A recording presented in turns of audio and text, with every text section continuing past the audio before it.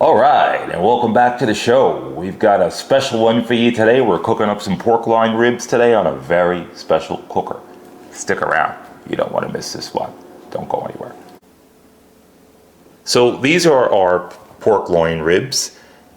They're very different from spare ribs. So for those of you guys that never cooked a loin rib, they're meaty. They're very meaty. You can see all that nice meat on here. A little different from a spare rib. Spare ribs carry a lot of fat. These ribs right here, I usually choose these ribs if I'm not going open fire, live fire. And my spare ribs is always my favorites. Those are my favorites. And the grill we're using today is a gravity-fed cooker. And we're going to show you how to get these ready for the gravity-fed. So what I do is I don't pull off this membrane. I'll just go to the back and I'll just score it. Just to score through there, like that. And I'll score all the ribs down. Just like that. That's going to allow me to get in and put a little seasoning in that membrane and not go through peeling all this off. Because at the end of the day, you're not eating the back of the rib and you're not eating the membrane. And if you want to peel it off, it'll peel off by itself. If it's cooked correctly, which we're going to cook them correctly today. And I like that little snap that the membrane gives. I also feel it gives a little bit more moisture to the rib itself too. So I don't peel off my membranes. I do exactly what I just did. So very simple ingredient here. We're going in with a coarse kosher salt. You can see how coarse that is. And we're just going to go just a little on the back of this rib. Just like that. A little sprinkle. We're going in with onion powder. Just a little bit. Like a dusting. And we're going to do the same thing to the front. Now, I have some coarse pepper. It's like a number 30.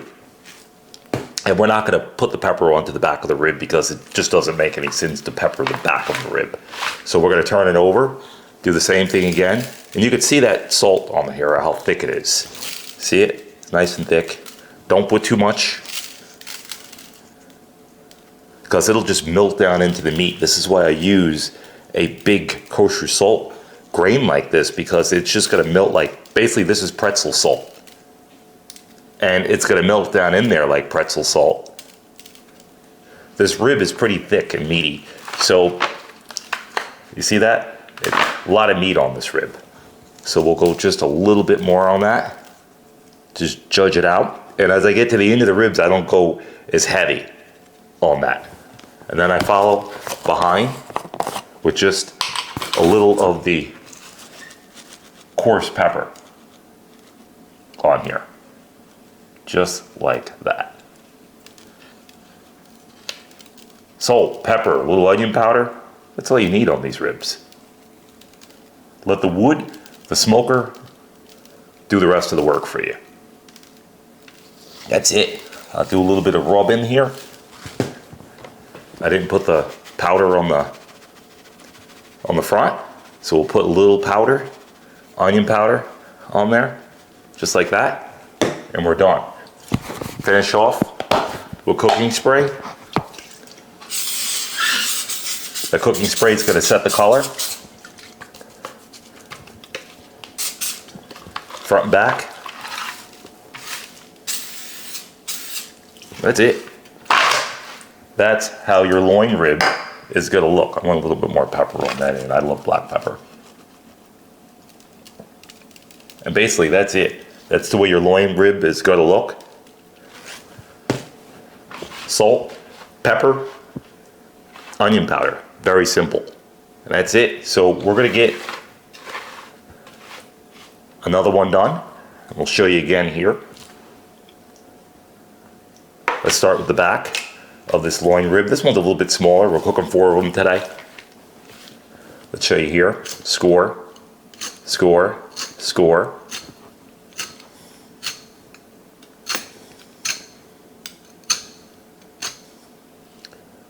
Now sometimes if you want to get this done, I'll do it for you. I don't normally do this, But you can actually take your knife, and if you don't like those membranes, you could just score them like that. Just score the heck out of them. Just like that. You're just scoring bone if you don't want them there. And they'll pretty much just like fall off. Just like that. Just take your knife and just go crazy on it. If you really want to do that, but there's no need for that. All right, so we're gonna start in with our kosher salt on the backs.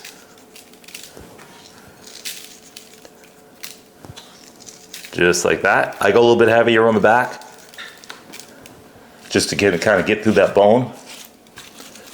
Go very light on the ends because they're gonna get real salty on you. Onion powder. No black pepper on the backs. We're gonna turn over and do the same thing. Salt.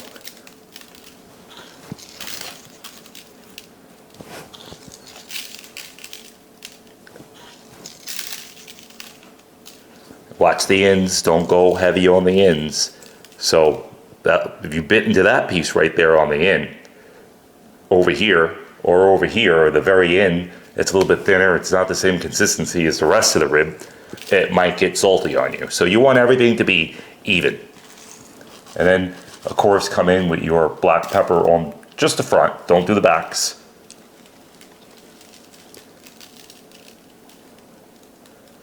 Just like that. And give it a little bit of a rub.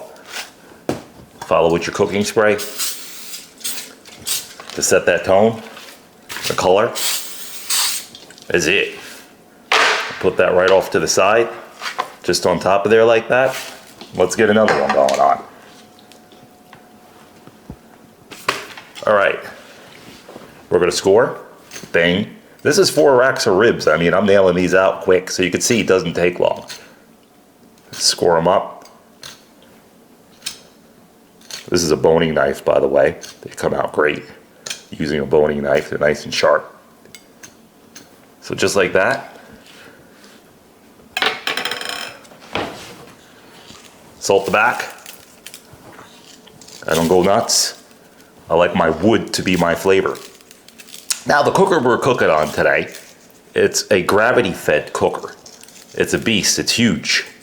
And once you get it lit, it stays lit. It'll run for 3 days with nothing on it. So you gotta make sure you get enough food to put on it. If you're gonna cook with this thing, you better sure you got a lot of food for 3 days to keep throwing on it. It's like a never-ending fire. All right, so salt on the front. Like I said, go easy with the ends. That's if these ends are pretty thick on this one, so we'll go a little bit more. Just like that. Onion powder. Gives it a beautiful flavor on the grill. There we go. And then our black pepper.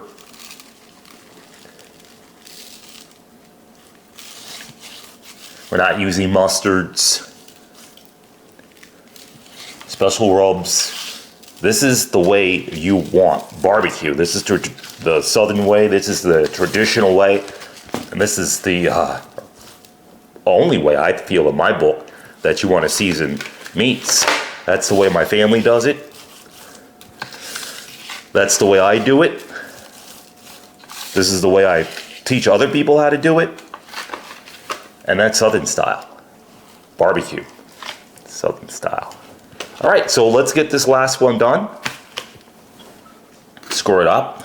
Just want to show you how fast this takes. 4 nice racks of ribs. Score them up. Season them up. And cook them up. That's what we do. All right, salt.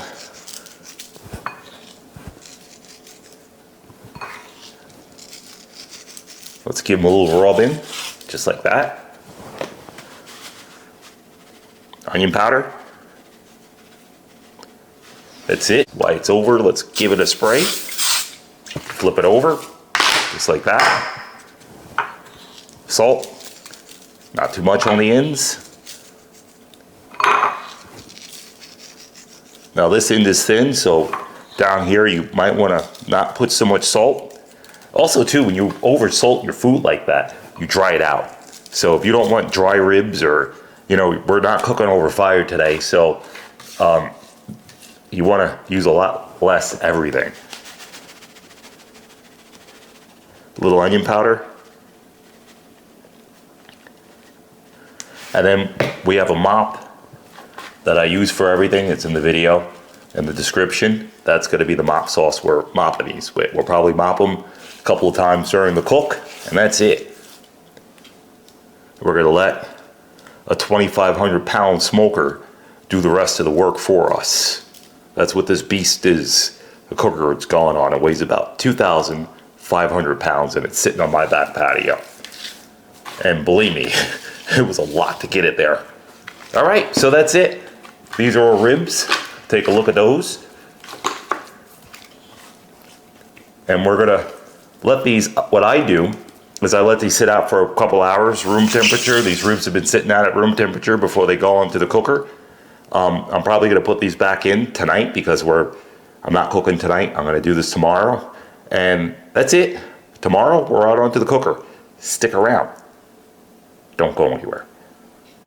All right, so this is what we're firing up today. This is called a Built-Right gravity-fed smoker. This thing is a beast. And with no further ado, let's give you a tour. So starting with the right of my smoker, this has a damper on the top. This is gonna let the smoke escape from this type of cooker. I got some beautiful hinges on this. Now the nice part about this cooker, this is built like a refrigerator. It's built like a 1950s refrigerator. You could even see this old latch on here from like a refrigerator. That's on there. And nice temperature gauge. It's right at your view. You could see it. I'm going to start with the firebox. Show you my firebox in here. So this whole chamber is firebox right here. This lifts up. Oh, she's heavy too. This cooker's got to be weighted probably approaching 2,500 pounds. And let's look down in there. I'm going to open up this bottom door so we get some light in there. And that's where you put all your charcoal, your wood. And it's called a gravity fed because this goes down. You light it from the bottom of the cooker and all the charcoal burns up on the way down. And that's what they call a gravity fed. Okay, let's close this back up. Now let's show you the bottom of this cooker. This is a valve. This is the bottom door. This is a valve with a bowl in here, so you can adjust your vent from here. That's wide open. That will be closed. You can see the bowl in there. This whole thing adjusts, turns to where I want it. All right, so this is the bottom of the cooker. This is where everything falls down and burns up. So when we start this thing, I'm going to actually put a log down the bottom of there. So as the charcoal starts to fall down, it'll ignite that log and it just smolder. It's not going to do a lot. There's a tray up here. This is where it would hold all of your charcoal. I had a couple of pieces of charcoal still up in there, so that dropped right down into the tray. This holds all your charcoal in. So this way when you do put your charcoal down in here, it doesn't fall through. It burns through and it goes through this grate right here. So all the charcoal would ignite and then start to fall down. All right, let's show you the inside of this.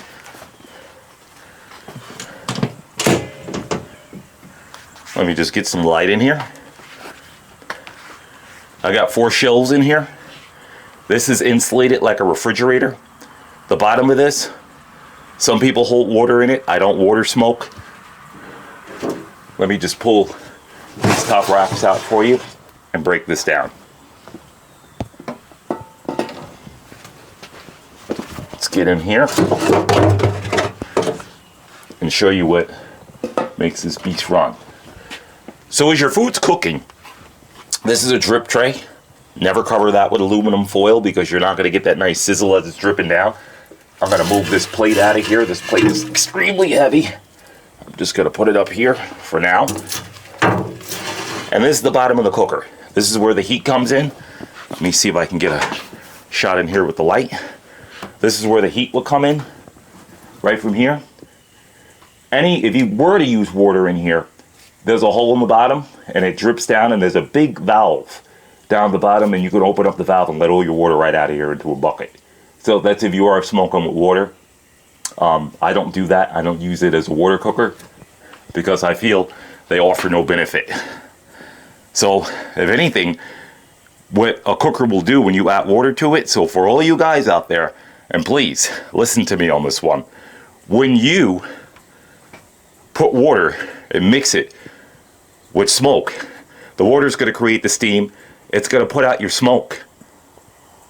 If you were to run into a burning tank with water in there with fire, you'll notice that it's no longer a dry smoke anymore. So the smoke will be extinguished by all the water and all the moisture.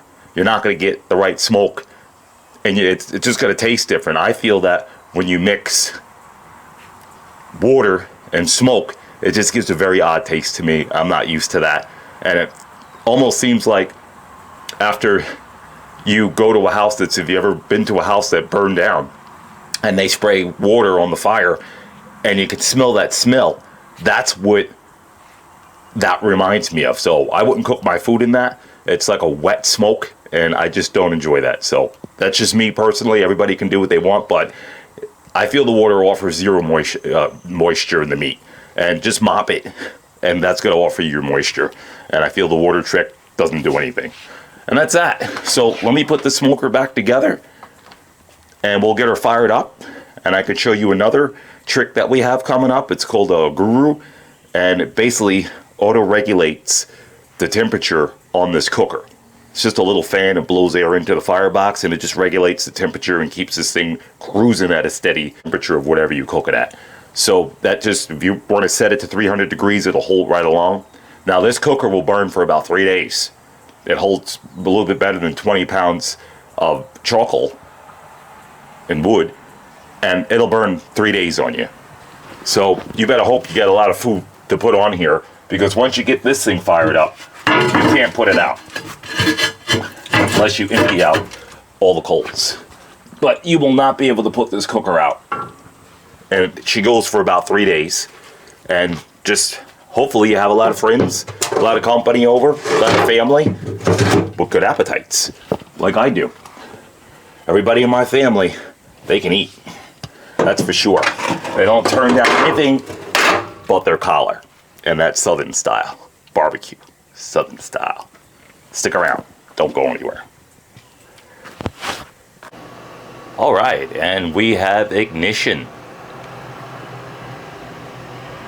Here we go. Let's see if we can get a bottom shot of what's going on in here. So that's our fire, it's lit. And that's it burning down onto this wood. So this is my fire set up. I got a nice piece of cherry on the bottom here. On the side of it is a piece of hickory, because you want to use your wood flavors. And I got the coal in here burning down, and I got a couple of pieces of hickory mixed in with the charcoal. And that's the bottom of it. Let's get up to the top. Ooh, this thing will make you want to work for it too. And that's our top. I'm gonna let this burn for about 20 minutes. And I'm gonna start shutting her down, stabilize this, and get our ribs on. Stick around. Don't go anywhere. All right, it's time to get our food on. So we have all of our nice ribs here that were sitting in the fridge overnight. They look great, and let's get them on. Let's open up this nice cooker. We're rolling at 275 right now. I got my little guru hooked up here. It's holding temperature, and I'm going to show you what that looks like after we get these on. So I'm going to start with a couple of them on the middle rack.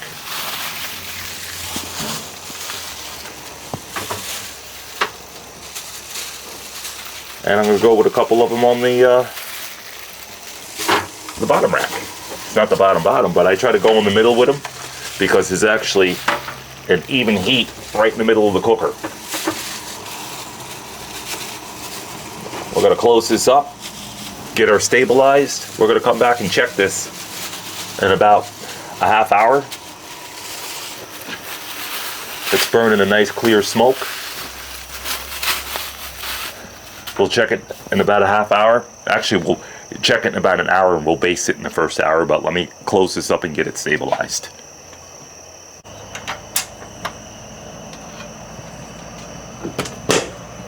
That's it. We're gonna let this roll. In the back here, I have my little guru.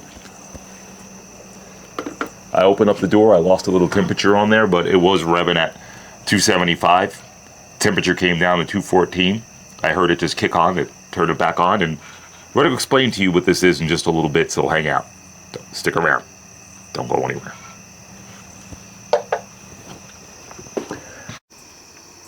Alright, so we're just going to show you our barbecue guru, and I got this from Barbecue Guru, GURU.com. And this box right here regulates the airflow into my cooker. Now, there's a probe that comes out of this box right here, so you can set your temperature. And then it goes inside the cooker. That's what this wire is for right here. Now, I'm just running the probe for just to tell me the temperature of the cooker. So that cooker right there says 275. That's what we're rolling on. I haven't touched it. This thing holds perfect temperatures. And if you come over here, this is the unit itself. It just blows air. Now, normally, if I didn't have this hooked up, I could actually pull it out for you and show you. I could pull this out. Just like that. And that's normal cooking. I can adjust my airflow myself. But with this inside, right here, it's going to adjust all the airflow for me.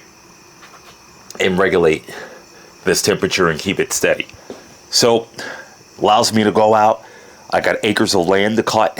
Allows me to go out and cut my acres.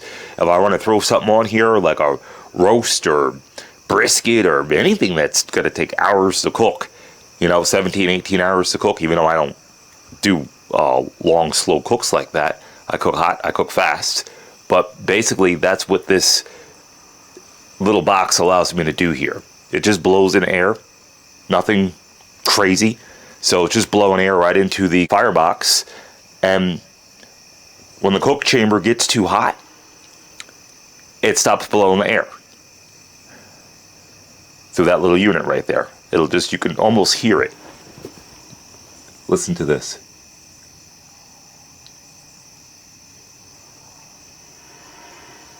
It comes on and off. So right now it's just blowing little breaths right into that unit.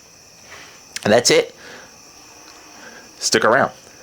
Don't go anywhere.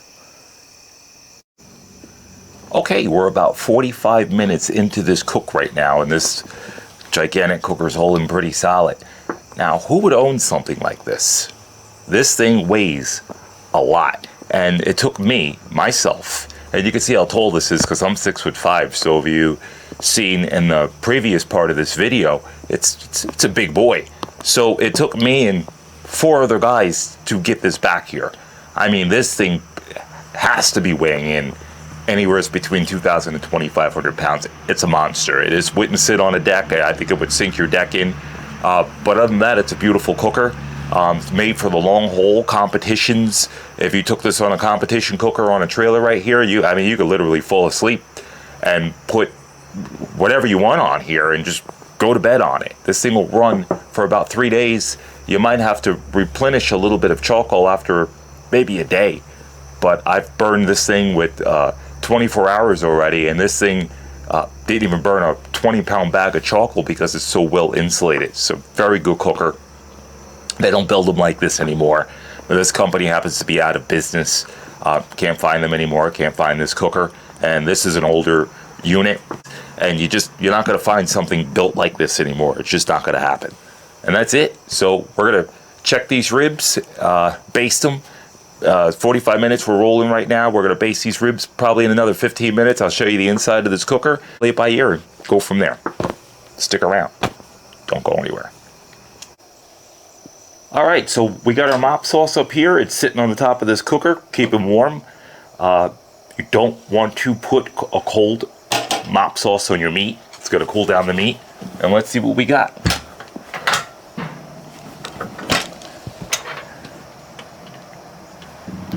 We're about an hour and 10 minutes in. Take a look at those. They're looking good. Like I said, it's an insulated cooker, so you can see how moist they look. And we're just gonna start mopping. See that nice sizzle? That's why you don't want to put aluminum foil on that plate down there that I showed you.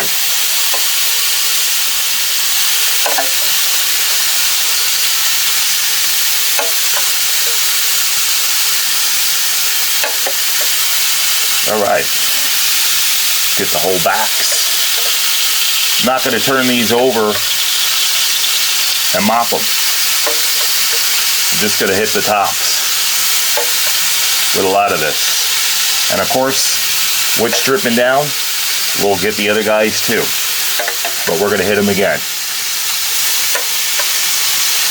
And they're looking good. They're cooking even. Cooking very even.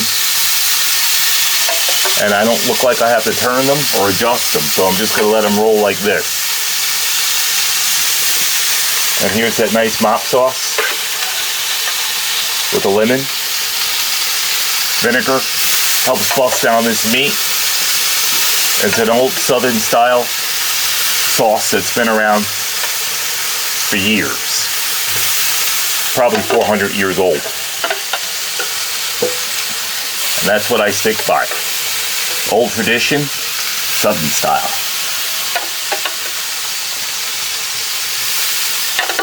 Stick around. Don't go anywhere.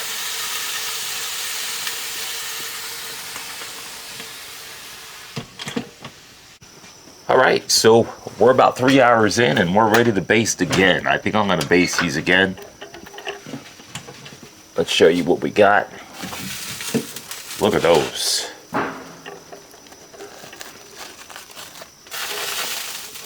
Those look mighty fine.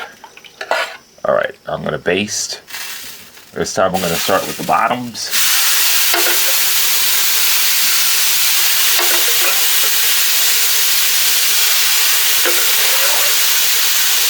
Look at all that steam.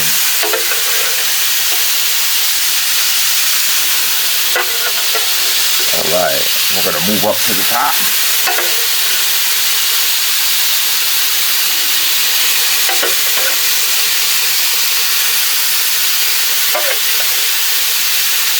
Now, so far they look like they're cooking pretty even.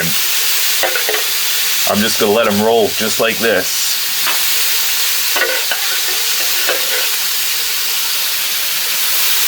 They're getting some great color on them. And that's my last mopping.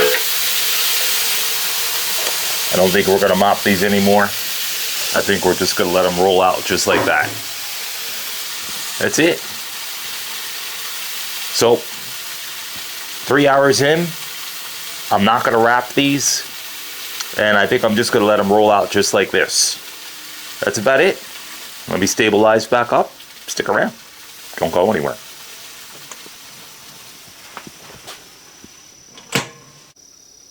All right. Looks like we're about time to come off. Let's see what we got. Let's check this.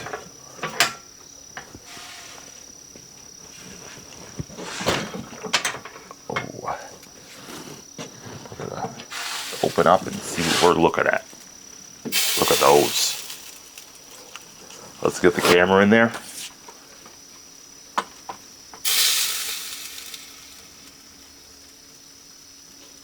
Beautiful. They got nice color. Now, I don't wrap my ribs, especially my loin ribs. I don't wrap them at all. And they're pulling back from the bone.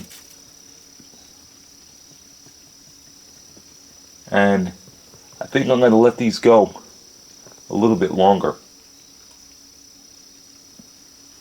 because I want a little bit darker. I might pull the top ones first, but that big one to the right on the bottom shelf here, we're going to let it go. Probably leave that one on. It was the biggest out of the bunch. And we'll just pull them as they come along. And that's what you got to do. Got to do a little moving around. Pull the ones that are thicker last, and then pull the ones that are thinner first. So we're going to do that. Stick around. Don't go anywhere. All right, and we're on the chopping block, so the time has come. Let's see what we got. Look at those. Those look beautiful. So with no further ado, let's cut into these. I'm gonna start with this nice little rack here. Show the back, that's the front. We're gonna show off the back. Now, you see what I said about these membranes? They kind of just get out of there. So let's just cut right in between here.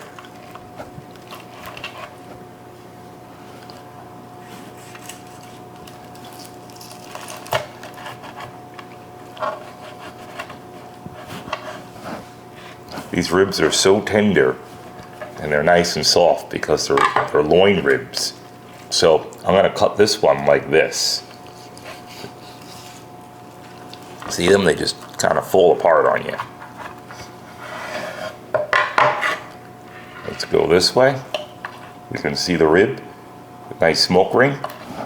Now I cut from the back, and I want to show you these loin ribs like that. We're just gonna cut a couple of pieces off. And here's our ribs. Beautiful. Look how juicy that is. And moist. Look at that. And I'm just gonna pull them off. Now, I didn't wrap these. I wanna show you something. I didn't wrap these at all. So, look at this. You can just pull them right off. And just push that meat right off to the side and expose that bone. Look at that. Oof, that's hot. That is very, very hot. Usually they'll cut better if you cool them down, but I wanted to get this video going, so, but look at that, right down to the bone.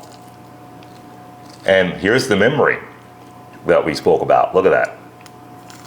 Just pulls right off. So, anybody that has a problem with pulling off this little piece right here, I don't know. All right, here we go. That's it. Cook right down to the bone. Now I will get a nice little Pitmaster's taste. I'm gonna let these cool down some more before I go cut down them. And I gotta get a bite out of this one right here.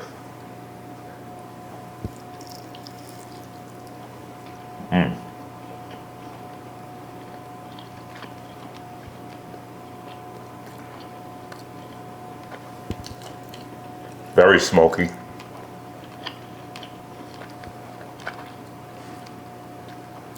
You can taste that wood, that charcoal mix. They're excellent. And I'm not a loin rib guy, but those are dynamite. All right, let's plate these up. And we'll see you back here in just a second. Stick around. Don't go anywhere.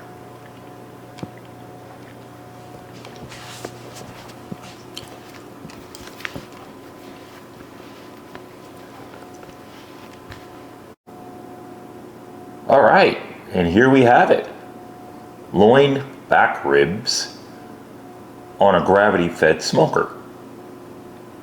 And if you like this video and more that are about to happen on plenty other cookers, don't forget to hit that like button and subscribe and hit that little bell so this way you get the notifications first. And with no further ado, time to get that Pitmaster's taste. Here we go.